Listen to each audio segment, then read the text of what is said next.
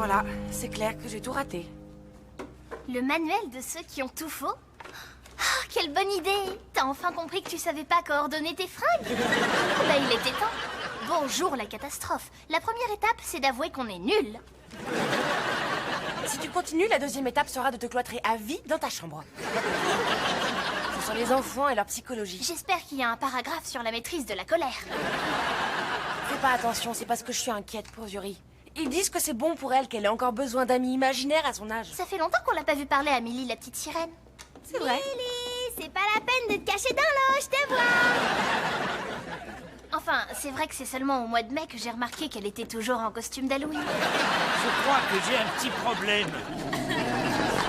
Oui, on dirait. En plus, les chaussures en lézard, c'est d'un ringard. C'est fou ce qu'il est collant depuis quelques jours. On dirait ma mère. Mais sans la moustache et les copines de bridge.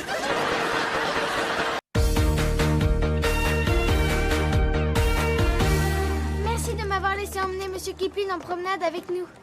Je sais pas ce qu'il a, je le trouve un peu tristounet. C'est peut-être sa rupture avec le pied de Bertrand. Il passe son temps à pousser de gros soupirs. Et quand je lui pose des criquets dans l'assiette, il les met de côté. Et il demande que je lui lise des romans de science-fiction pour adolescents romantiques. Ah bah voilà pourquoi j'ai trouvé de la bave sur mes Twilight. J'ai cru que c'était moi. Non, mais j'avoue que je craque sur Jacob. Comment faire pour que tu craques sur moi? Ah, il faut que tu changes d'âge, de taille et d'abdos. J'ai des tablettes de chocolat. Oui, sous ton matelas dans ta chambre. Ben, ton Jacob a peut-être des muscles, mais un loup-garou, c'est rien d'autre qu'un chien. Hé Luc, va chercher. Il faut absolument que je lui montre ça. Yuri, tu veux pas aller jouer un peu? Non, ça va, là j'ai envie de rester à côté de Millie, elle peut pas se mettre au soleil. Son soutien-gorge en noix de coco lui fait un bronzage ridicule. Il faut qu'elle mette un peu d'écran total. Non mais qu'est-ce que je dis? Allez, sors de là. Bon, et écoute chérie, y a pas des moments où tu aimerais bien jouer avec une copine que tu peux voir? Je sais pas. Tiens, pourquoi pas cette fille? Il n'en est pas question, elle fouille son nez. Bah quoi? Elle a bien le droit d'avoir son goûter.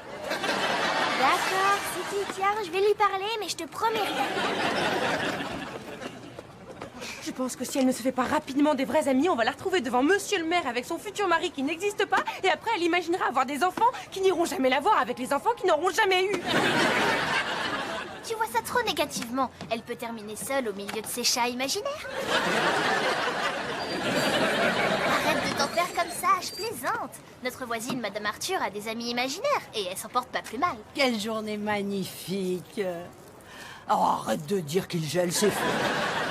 T'as une tache de soupe en plein milieu de ton pull. Oh, décidément, t'es pas sortable. Attends, Yuri n'a rien à voir avec cette frappe à dingue.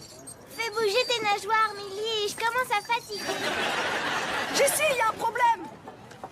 Je t'en supplie, dis-moi que monsieur Kipling n'a rien mangé de vivant. Non, mais il ne laisse personne approcher du dinosaure. Hey, je connais ce regard langoureux.